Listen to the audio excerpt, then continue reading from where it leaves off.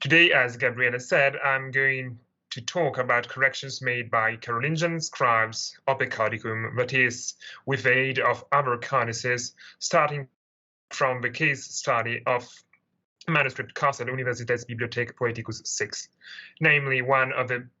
6 primary witnesses to the so-called Servius auctus. Before moving to the main subject of this presentation, I would just like to make a very brief premise, especially for those of you who are not classicists, as to what the Servius auctus actually is. This label is normally employed to refer to a corpus of scholia, that is, of comments on the 3 Virgilian works, assembled perhaps in an insular milieu or in a continental scriptorium with insular connections in the 7th century by an anonymous compiler who conflated 2 different texts, ultimately dating back to the late antiquity: Servius commentary and another commentary which is not extant. The identity of this latter commentary is unfortunately not clear. The Harvard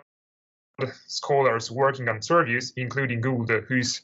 tentative stemma you may now see on the PowerPoint presentation, assumed that this latter commentary was the commentary of Aedius Donatus, one of the main sources, if not the main source, of Servius commentary itself. In order to let you have an idea of how the Servius auctus looks like, which I think is necessary to understand what I'm going to say about the Cassellanus, I have included here a photo of a sample page of a 3rd volume of the Harvard edition of Servius. The text of the Servius auctus is sometimes identical to the Servian one, and it is the case of the sections in which the editors chose not to split the page, for instance, in the scholium on NA 342 from Pias Bene to Testimonium, sometimes presents minor differences or very brief additions embedded within the sections common to the Servian and DS commentary, and in this case, the Harvard editors split the text in 2 columns, for instance, the first line of the scholium on NA 343, and sometimes, which is most interesting, preserves non-Servian additions derived from the non-extant late antique commentary. And in this case, the text stops 3/4 of the way across the page. And you can find an example in the first lines of the scholium on NA 343. The Servian commentary experienced a very broad diffusion in all Western Europe from the 8th century at least. And here is, as by way of illustration, the stemma codicum of the primary witnesses, reconstructed by Merja in his 1975 Prolegomena to Servius 5 manuscripts. On the contrary, the Servius auctus commentary never attained the same status. Only 7 medieval codices transmitting the scholia of the Servius auctus on the Aeneid are actually extant, and one of them, that is G, is actually a descriptus of F. Apart from G, all the other primary witnesses transmit different portions of different versions of the scholia of the Servius auctus. Today, I'm going to concentrate on Cassellanus, which is a membranatus manuscript dating back to the 2nd half of the 9th century. Its precise origin is unfortunately not known, but it can be in all likelihood regarded as a product of the eastern regions of the Frankish Empire, nowadays Germany, and perhaps of the scriptorium of Fulda. In its current state, the codex is highly as you may see in the formula. 8 gatherings and some other leaves are now missing because of physical damages occurred during from the date in which it was copied to the beginning of the 17th century. The text is written in a single column, a layout which is not common among the witnesses to the Servius auctus, and in a quite regular Caroline minuscule. As you may see in this sample page, which is taken from the leaves transmitting the text on N8 1 and 2, the text is thoroughly corrected by several scribes, both between lines and in the margins, normally the lateral margins and the inferior ones. The Harvard editors distinguished in particular 5 different revisers whom they labeled as C2, C3, C4, C5, and C6. I have provided some graphical specimena of these different handwritings in this and in the following slide. The 5 revisers at issue were not all engaged in revising the very same sections of the Cassellanus, and in particular 3 of them, that is C2, C4, and C5, show signs of coordination because they corrected different sections of the manuscript, and the gaps here are due to the current lacunae, whereas C3 and C6 confined themselves to correcting different portions of different length of the scholia on N8-1 without avoiding overlapping. The Harvard editors recognized that these 5 scribes were correcting the text of the Cassellanus, relying mainly, but not only, on other manuscripts, but not on the same manuscripts. In particular, they suggested that C3, which appears also several decades later than the other, resorted to a Servian manuscript belonging to the Italian family labeled as Gamma, and that the others, by contrast, resorted to a witness to the Servius auctus, most probably to be identified with the exemplar of the Cassellanus itself. Although the identification of the hands proposed by the Harvard editors does not prove to be always reliable, and some of the corrections are not easily attributable to any of the 5 revisers they identified, the distinction between DS and Servian revisers can be certainly accepted, with the only caveat that C6 should be included in the latter class together with C3.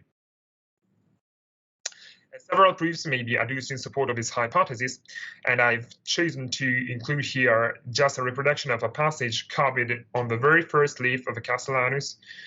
And for sake of simplicity, the text of the Servian and DS scholia are cited here and infra from the Harvard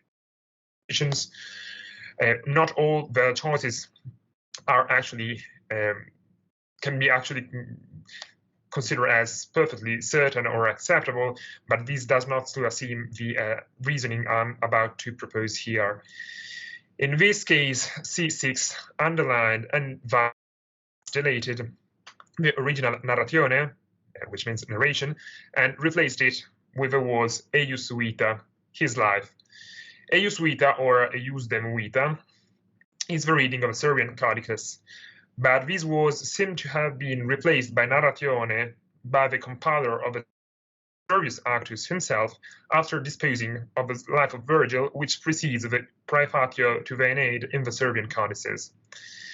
I have also added a couple of references in case you may be interested in the problem of the Servian life of Virgil and its transmission. And now I have included a couple of examples of revisions ascribable to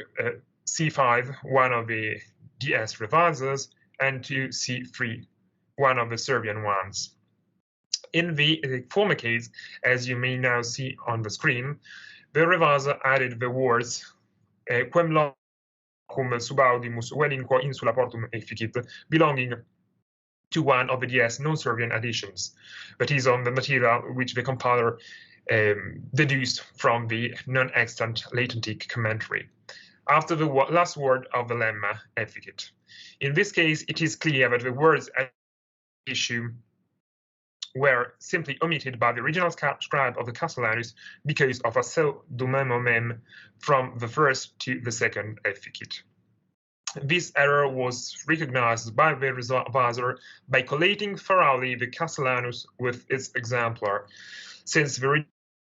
text of the Cassellanus is not blatantly meaningless and could not be recognized as lacunous on internal grounds.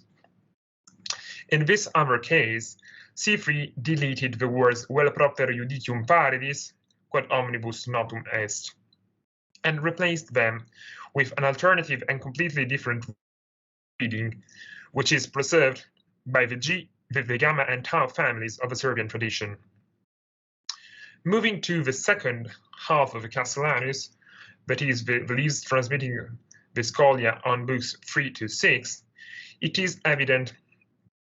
that we have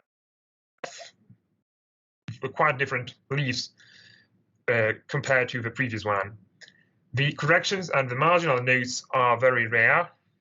and the character of the text of the scholia on N8 1 and 2 and on N8 3 and 6 preserved by Cassellanus is per se quite different. As I mentioned before, the Cassellanus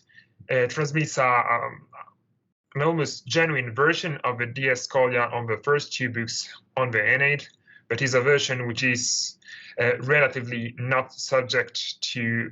intentional rephrasing or contamination, but it lacks almost all the non-Servian additions proper to the Servius auctus in the books 3 to 6. Although it still often agrees with the DS witnesses against the Servian ones in the portion of text which it transmits. This fact may suggest prima facie that the scholia in books 3 to 6 preserved by the Cassellanus should be considered as related to the compiler Servius, which Gould labeled as AS in this tentative stemma, rather than to the Servius auctus. However, this hypothesis can be ruled out by examining the nature of the agreements between the Cassellanus and the other DS witnesses. I have selected just a couple of examples. In the former, the scholium on N8 3 244, the Servian witnesses read only vestigia pedum signam, that is vestigia, the Virgilian lemma, that is footprints, while the DS witnesses propose an alternative explanation. They read vestigia vel pedum signa vel indicium sordium quibus epulas discedentes polluebant, that is vestigia, that is either footprints or traces of a filth with which they made the bank dirty. The Cassellanus does not preserve the second non-Servian alternative, but still reads well. Vestigia, that is either the footprints. In the second example, the compiler of the Servius auctus added within a Servian section a reference to a non-Servian additions which he had copied some scholia before, sicut dictum est, as already said. This reference, which is embedded within a section common to Servius and Servius auctus, can be found in the Cassellanus as well, although this codex does not preserve the addition to which sicut dictum est actually refers. Such cases suggest that the scholia on N8 3 to 6 of the Cassellanus actually descend from a witness to Servius auctus, in which the majority of the non-Servian material was filtered out. That in this last witness ancestor to the Cassellanus, the non-Servian material was identified not, as supposed by Taylor, because it was distinguished by spatial symbols, but rather resorting to a Servian witness, that is, of a codicum, is shown by scholia such as that on N8 3 209. Here, Cassellanus sides with the Servian witnesses against the DS ones in a passage in which the two versions differ radically, and the Servian version could not be obtained by simply deleting non-Servian material transmitted by the latter. From this perspective, the leaves of the Cassellanus show signs of three different approaches adopted by Carolingian scribes to correct a scholastic witness resorting to other codices. They could revise it relying on its exemplar, presumably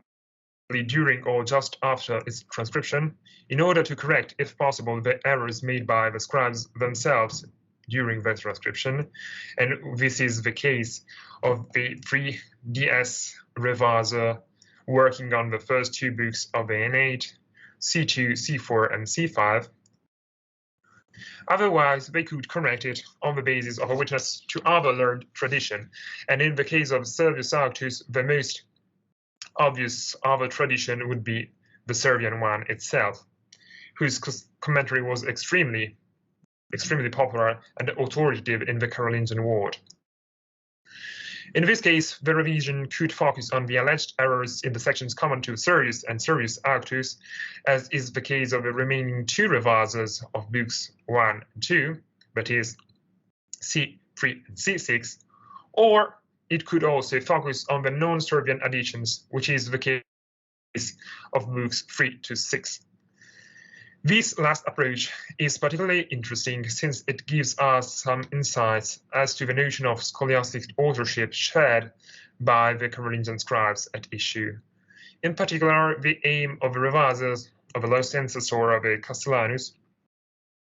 was in all likelihood to preserve the integrity of the Servian commentary itself against interpolations of material which they regarded as extraneous to Servius, and although more rarely, against omissions of material which they consider as proper to Servius. This is particularly striking considering that none of the DS witnesses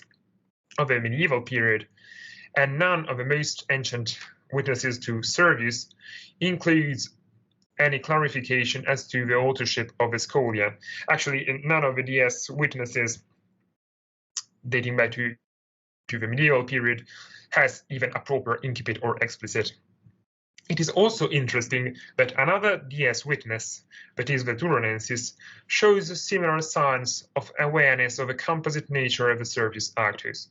And I have selected amongst others a couple of examples. In this case, the non-Servian edition aut antequam aliud videret, or before seeing another, which is embedded within two other Servian alternatives in the other DS witnesses, so in the DS version, is here isolated and preceded by the phrase praeter quod Servius dicit, besides what Servius says. Similarly, in the next slide, a longer edition on the origin of the temple of Juno Lacinia is introduced by the phrase praeter sensum servi, which means basically the same. In both cases, namely in the case of the Castellanus and in the case of the Turonensis, the awareness of the nature of the additional material preserved by the DS version of the scholia and the consequent recognition of the difference between the two scholastic corpora was made seemingly possible by collation with other witnesses, or a witness or even more than one witness, which the scribes considered for unknown reasons as more trustful witnesses to the genuine Servian commentary. While this criterion does not appear as such particularly refined, and other scribes in the Servian tradition seem to have been more aware of the stylistic differences between Servius and other scholastic corpora, involving, for instance, the phrase used to refer to other scholia within the commentary, ut supra dicimus or ut supra dictum est. Such awareness appears nevertheless significant, considering that the nature of the Servius auctus was only understood in the last decades of the 19th century by Emile Thomas and Georg Thilo, who printed the first scientific edition of Servian commentaries. Until then, the DS scholia had constantly been taken by scholars, including the editor Pierre Daniel, after whom the Servius auctus is also famous as Servius Danielis, as genuine Servius, and the Servian scholia instead had been considered as a poorly abridged version of the real and genuine Servius commentary. Thank you very much for listening.